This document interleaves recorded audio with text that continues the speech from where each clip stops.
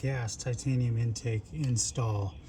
All you're going to need is a flathead screwdriver pretty much. I like to use a 7mm wrench as well because these hose clamps are 7s, and I kind of like to snug them up with that to make sure it's tight.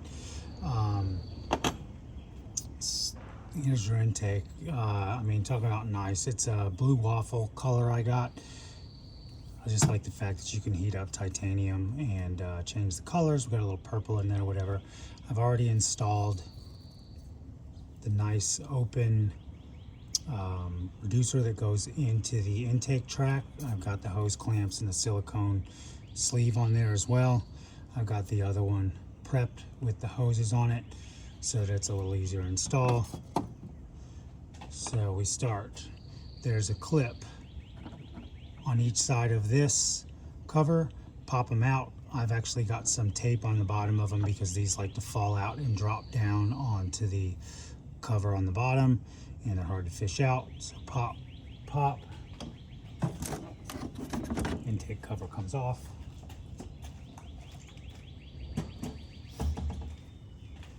Now you don't have to take all this stuff off, but it does make it easier. There's a hose, 2 hoses here to the solenoid.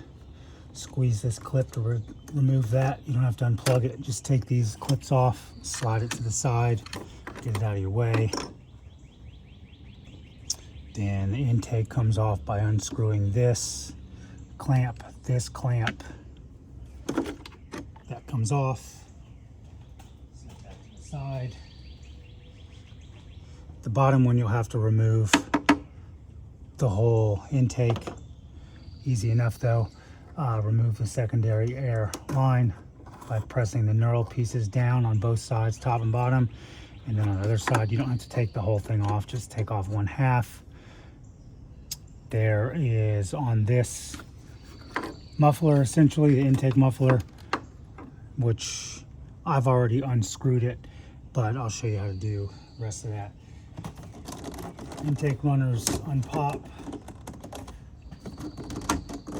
This cover comes off real simply. Again, make sure these clips are taped on or you're holding them or they'll fall off. There's push down, pull up, push down on this knurl, this kind of nub. Pop, pop, comes up. Get the intake runners out of the way. Slides off. That's it. Also, you got this kind of drain that will try to fall in, so maybe take that off first as well.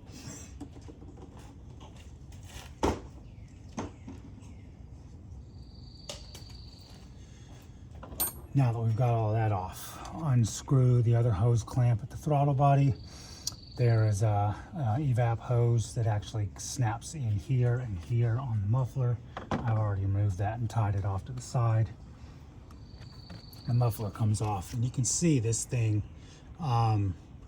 There's some baffling inside and also some holes. So this is what takes all the sound out of the supercharger. Great in essence if you just want a nice quiet car, which is what this Q7 is, a luxury vehicle. But I mean, it's got this beautiful supercharger on it. So let's hear some of that sound. Reinstall. These use either a Phillips head or a flathead, or like I said, a 7mm wrench.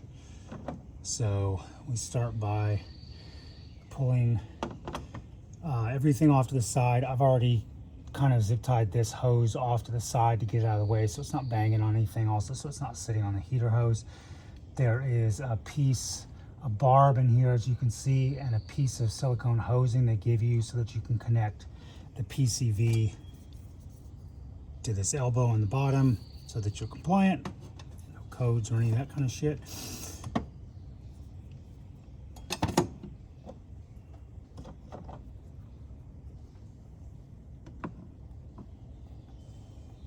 Make sure you get that silicone adapter nice and flush so it doesn't wiggle or come off. Get that baby snugged up tight. OCD, 7mm, give it another whirl, pull, no problems. Okay. Now we're ready to put the rest of it back together.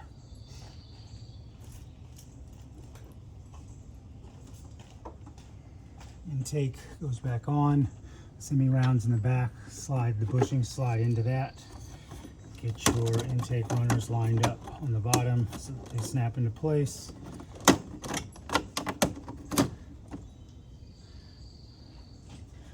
Line up the studs here, press down, snap the runners in place. We're set there. Pop out. This is a huge one, right? So this is a very restrictive piece. It's kind of a snorkel that Audi puts in there, but you can see how big that internal opening is, and then they cut it down to about 2.5 inches instead of 3.5 inches.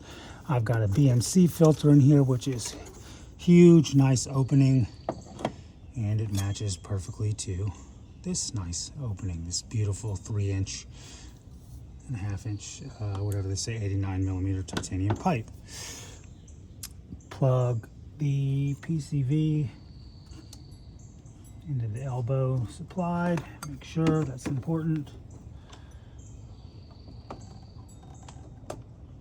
Get your silicone adapters lined up. Sorry, my head was in the way. And then you got these clips, and you just kind of, I again lined all this up, but you just slowly get these pins on this lined up.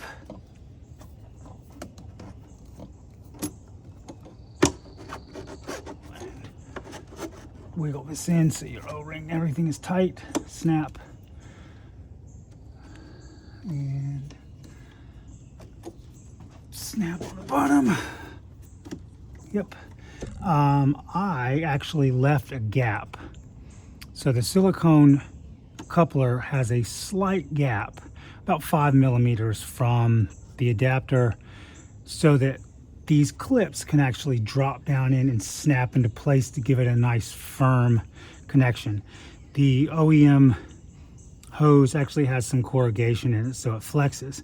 This being titanium, it will not. So the flex is going to be reliant on these couplers, which is butted up plastic to tie, and the coupler down there. And you'll see in the video, this does flex quite a bit when you're getting after it. Tighten up your hoses. These are already tightened. I put them underneath just because I like the way that looks a lot better. Connect your secondary air. Snap. Snap. Make sure those snap in nice and tight.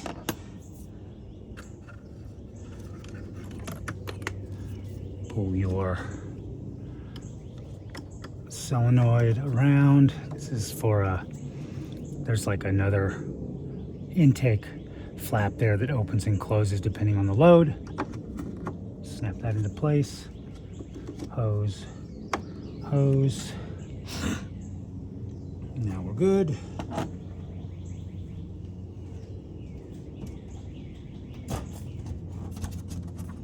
Cover lines up in the back. There's 2 semi-rounds that those bushings are in, and then there's 2 kind of ports that this plugs into to line up. And then there's a couple points underneath that these rubber grommets kind of press into. Go around and give it a nice press and snap both of your clips into place to hold it. You're set. Enjoy it. Let her rip.